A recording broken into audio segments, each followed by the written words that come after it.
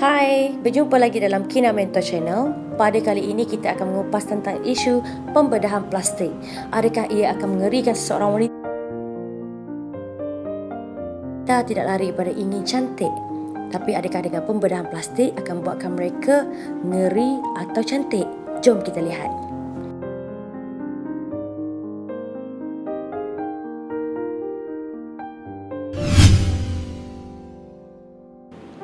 Saha Tabah atau nama sebenarnya Fatimah menjadi terkenal di media sosial sekitar 2017 apabila telah melakukan 50 kali pembedahan plastik agar kelihatan seperti Angelina Jolie.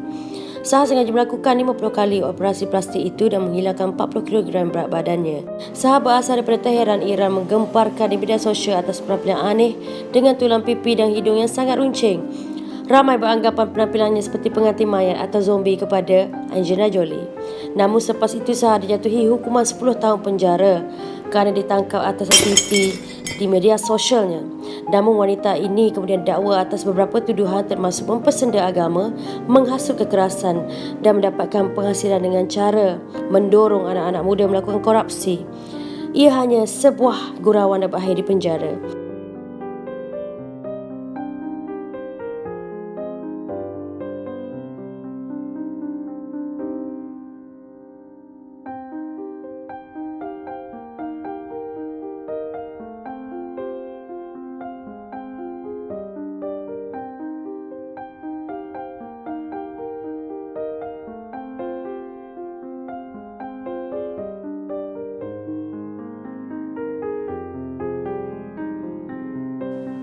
Han Myo-koo itu seorang bekas artis wanita Korea Selatan yang telah melakukan pelbagai pembedahan muka.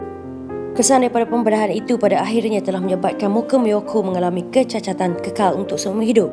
Han Myo-koo yang dilahirkan pada tahun 1963 merupakan seorang penyanyi dan model terkenal. Tidak banyak yang diketahui tentang latar belakang Myo-koo. Apa yang dapat dipastikan, dia pernah berkahwin dan punya 2 orang anak. Kisah sebenar bermula apabila Myo-koo melakukan pembedahan plastik yang pertama pada usia 28 tahun. Ini terpaksa menyuntik silikon pada bahagian mukanya. Myo-koo yang sebelum ini memiliki kulit yang muka yang licin telah menjadi obses dengan pembedahan plastik. Dia tidak pernah berasa puas hati kerana sentiasa ingin kelihatan lebih cantik daripada orang lain. Disebabkan itu, Myo-koo telah melakukan banyak pembedahan susulan. Lama kelamaan muka Myo-koo menjadi membulat serta membengkak hinggakan Dr. enggan melakukan pembedahan terhadapnya lagi kerana tidak mahu untuk mengambil sebarang risiko. Walau bagaimanapun, Myo-koo tetap berdegil. Bahkan dia sanggup menyuntik wajahnya dengan silikon yang dibeli dari pasaran gelap Jepun. Sampai satu masa Myo-koo yang sudah kehabisan wang untuk membeli silikon telah menyuntik mukanya dengan minyak masak. Betapa teruk muka Myo-koo sehingga ibu bapa sendiri tidak mengecamnya lagi. Malah Myo-koo yang dulunya cantik telah menjadi bahan jenaka sebagai kipas berdiri oleh kanak-kanak di kawasan kejiranan rumahnya.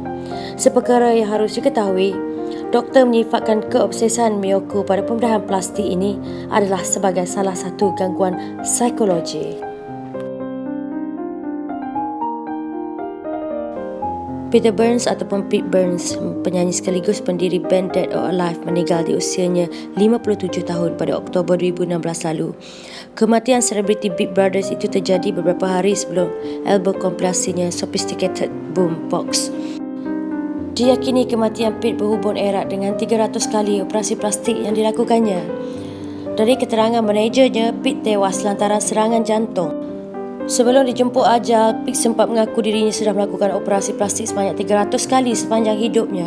Pete mengatakan dirinya tidak akan berhenti melakukan operasi plastik sebelum fizikalnya sempurna. Jumlah operasi yang sudah saya lakukan mungkin 300.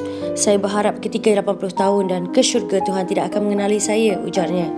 Obsesi Pete untuk lakukan pembedahan plastik sudah ada sejak 20 tahun sebelum ia meninggal dunia. Ketika itu, ada masalah dengan hidungnya sebelum memutuskan untuk operasi plastik. Tapi sudah operasi plastik itu mendapati hidungnya mula berdarah-darah kerana ada sesuatu yang tidak betul. Pete kembali menjalani operasi plastik untuk memperbaiki hidungnya, tapi malah kerosakan itu sehingga ke wajahnya pula. Ia mula memperbaiki wajah daripada kerosakan itu dan ia mula menahan sakit dan mengambil ubat-ubatan untuk memperingankan sakitnya. Tapi efek daripada ubat-ubatan menyebabkan pembekuan darah di tubuh Pete semakin meningkat. Jantung dan paru-parunya juga mengalami kerosakan akibat operasi plastik ratusan kali tersebut. Bahkan Pete juga tidak sempat untuk bernafas. Seorang lelaki muda yang bernama Vishal Taka daripada bandar Amerika, Oklahoma adalah mangsa pembedahan plastik yang tidak berjaya. Doktor telah tersilap memadamkan hidungnya semasa rhinoplastik. Beliau telah mengalami penceraian yang berat pada tahun 2006. Beliau juga menghadapi kemurungan. Seorang pemuda mahu mengubah kehidupan mereka dan oleh itu berpaling pada seorang pakar bedah plastik. Taka mula mendapatkan khidmat pakar bedah plastik itu Angelo Cuzzalina. Cuba untuk mulakan daripada awal, Taka memutuskan untuk menukar rupanya. Dia tidak tahu bahawa keinginan untuk berubah menjadi satu tragedi sebenar. Pakar bedah plastik berkenaan memberi jaminan kepadanya bahawa prosedur biasa tidak menyebabkan sebarang komplikasi. Walau bagaimanapun selepas pembedahan pertama, Vishal merasakan bahawa ia sukar bernafas. Saya terpaksa merujuk kepadanya 8 kali setahun.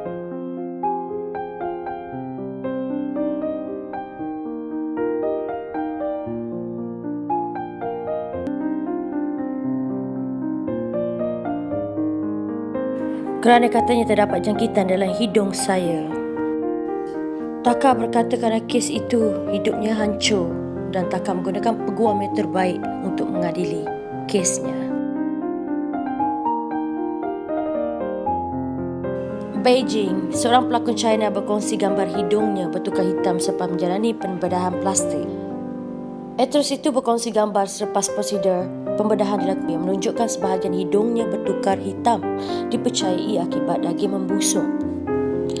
Selepas tragedi itu, beliau kehilangan beberapa peluang lakonan. Saya sangka pembedahan selama 4 jam itu menjadikan saya lebih cantik. Namun rupa-rupanya ia adalah satu permulaan mimpi ngeri, katanya.